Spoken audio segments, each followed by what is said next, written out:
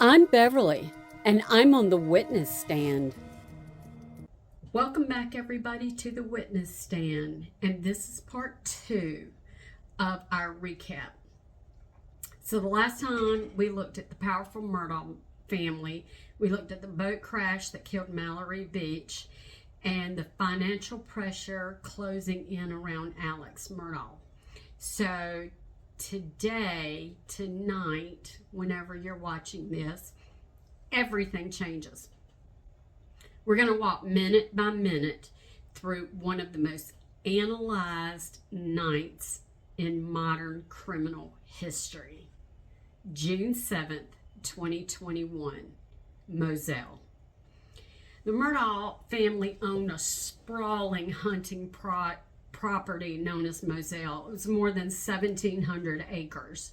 They had fields, woodlands, dog kennels, equipment sheds, long gravel roads. It wasn't the kind of place where neighbors could easily see. It was a very isolated area, which became a part of the investigation's challenges. Earlier that evening, Alex, Maggie, and Paul were all at Moselle. Family members, and it's documented, that they exchanged phone calls and text messages, and nothing appeared unusual. The three eventually spent some time near the dog kennel, several hundred yards from the main house. This becomes important. Maggie loved dogs, and she loved going to see the dogs. I'm not sure why the dogs were kept in kennels, because I think some of the dogs that were back there were hers, and I got the impression that they stayed in the house with her, but needless to say, they all three went to the kennels that night. At that moment, no one knew that history was being recorded. Big time. If you followed this case, you probably heard people talk about the kennel video, and this is why. So Paul was recording a short video of a friend's dog because there were concerns about its tail. And there was like an injury or a sore or something to one of the dogs of his best friend who had, I don't want to say boarded, Paul was keeping the dog for a short period of time. So it wasn't intended to become evidence or to document a crime. It wasn't intended to gather evidence. It was just an ordinary family moment. But in the background, investigators later determined they could hear three voices: Paul, Maggie, and Alex. Hey, he's got a bird in his mouth. Bubba. Hey, Bubba. It's a guinea. This is a chicken. Come here, Bubba. Come here, Cash. Come here, Bubba. Cash. That small detail would become one of the most powerful pieces of evidence in the entire trial. Sidebar. Sometimes the most important evidence isn't something that investigators discover. It's something that the victim leaves behind, accidentally or on purpose. In this case, definitely accidentally. The video was not dramatic. There were no screams, no arguments, no gunshots, but it quietly placed Alex at the kennels only minutes before prosecutors say that the murder occurred. That's important because Alex said he wasn't there. Now, sometimes one ordinary moment can change everything, and this was such. Later that night, Alex Murdaugh called 911, and his voice sounded very, very emotional. He reported that he had found Maggie and Paul shot near the kennels. He repeatedly told the dispatchers that they had been shot. From the beginning, the investigators faced a very difficult question. Was this a grieving husband or somebody trying to explain away a crime.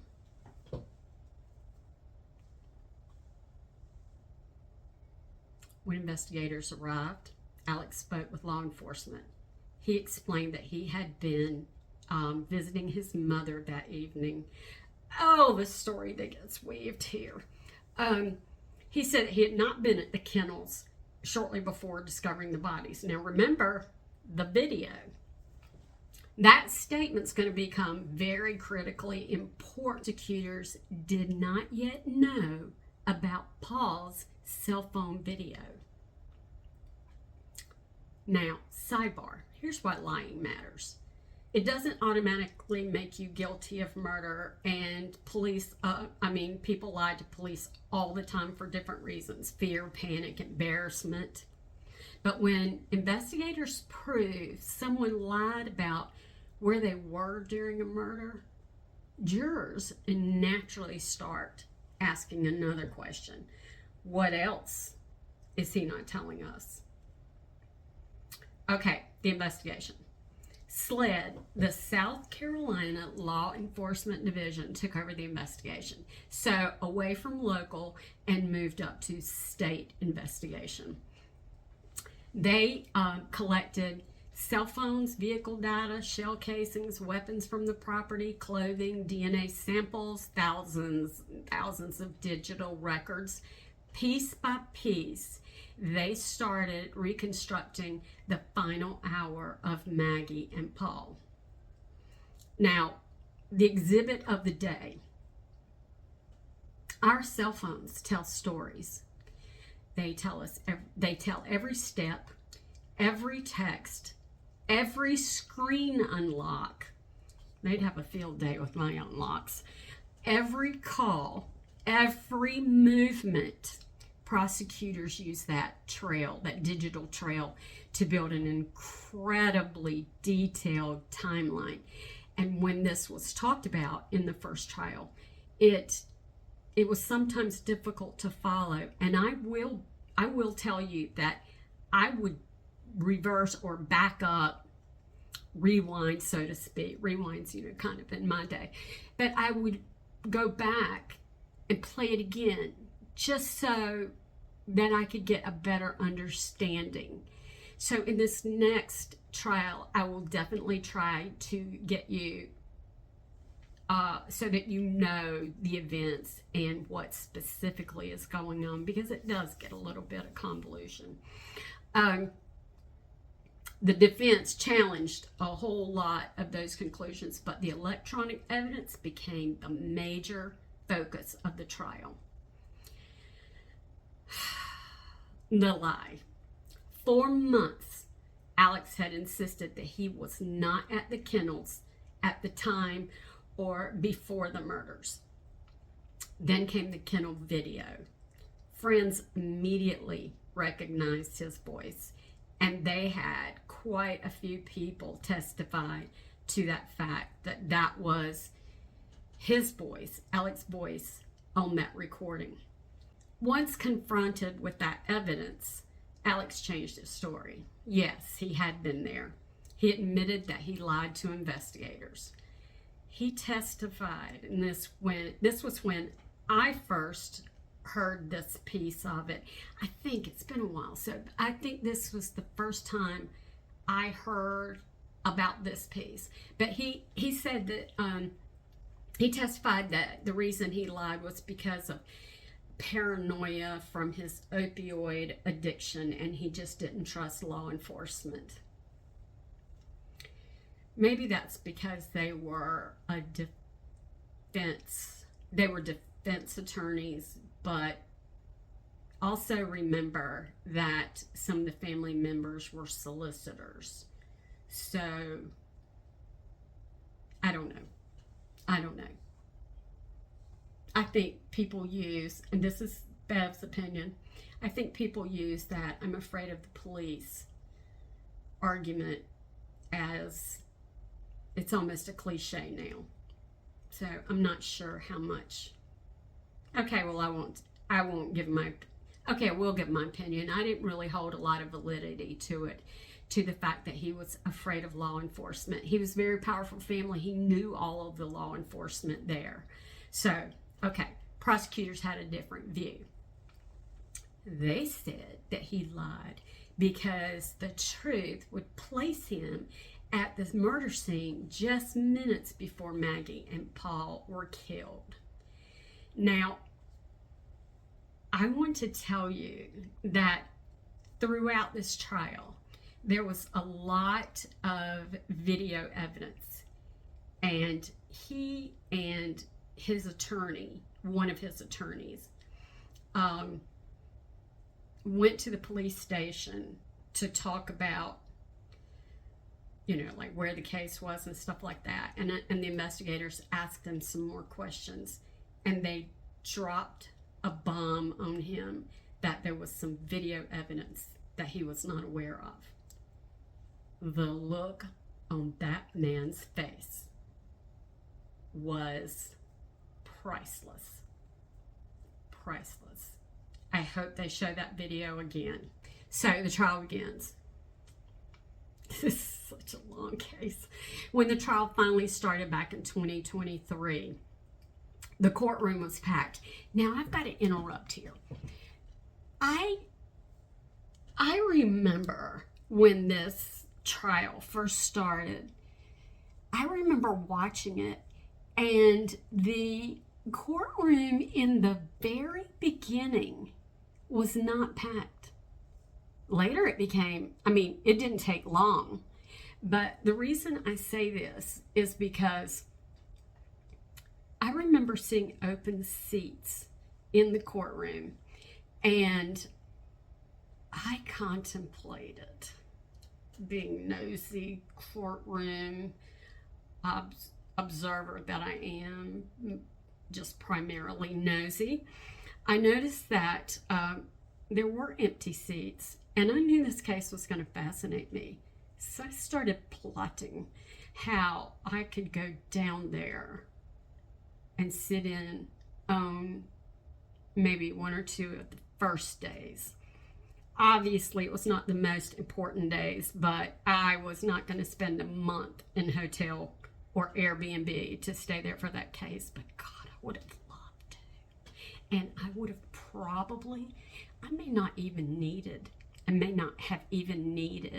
Airbnb or a hotel, because I might have just camped out on the sidewalk, the steps, to be the first one in. That's how nosy I am. I'm very nosy. So when it started back in 2023, the courtroom became packed, but not in the very beginning. So media often, or all around the country, filled every available seat, except for some, and millions watched it online. And if I'm not mistaken, they may have had an overflow for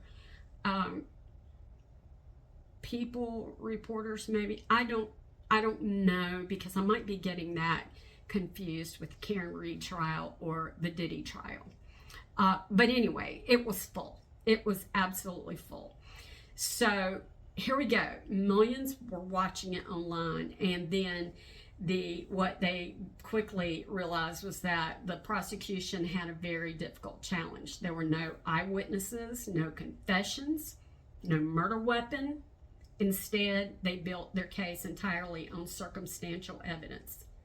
Sidebar. I want to stop here because circumstantial evidence gets really a bad rep. Television has convinced us that circumstantial evidence is sometimes weak, or somehow weak, and that's just not true. The law makes no distinction between evidence that is direct evidence and circumstantial evidence. And here's why. A fingerprint, you probably didn't know this, a fingerprint is circumstantial. DNA is often circumstantial. Cell phone records are circumstantial. Why? Because just because there's DNA in or around a crime scene doesn't mean that that person committed the crime. Such as a murder in a house where there are multiple people who, because they live there, obviously they have DNA, fingerprints, etc. Just because I called a person doesn't mean that I called a person and had something to do with the murder. I just may have called a person. The question here isn't what kind of evidence it is. It's what, when you take all of the evidence and you put it together, what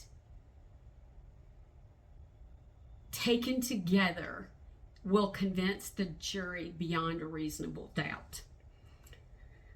So next time, it's pretty much a lot to ponder for this one. Next time, we're going to walk inside the courtroom. We'll cover Alex's testimony. And I got to tell you right now, it was hard to watch. Sometimes I just had to listen, because I don't know if he did it on purpose or, to gain sympathy or whatever. But every time that he would talk and he would cry, he would let the snot run and he wouldn't wipe it off. And it was sickening. It was sickening. I had to turn away. And from what I understand, some of the juror members had to turn away because it was so sickening. So, again, we're going to also cover Creighton Waters, the prosecutor's cross-examination. Actually, we'll probably start out with opening statements, I guess, then the cross-examination. We're going to talk about the judge, Clifton Newman, his unforgettable sentencing. The comments that he made will ring in my head, in my heart forever. So the jury's remarkably quick verdict. And we've often said quick verdict means guilty. I just didn't see how this one could not have been. So we'll begin in the next part, a whole extraordinarily interesting part of the case, the story of Becky Hill, the clerk of court whose actions ultimately erased that verdict and sent this case back toward another murder trial. So until then, you may step off the witness stand. I'm Beverly, and I'm on the witness stand.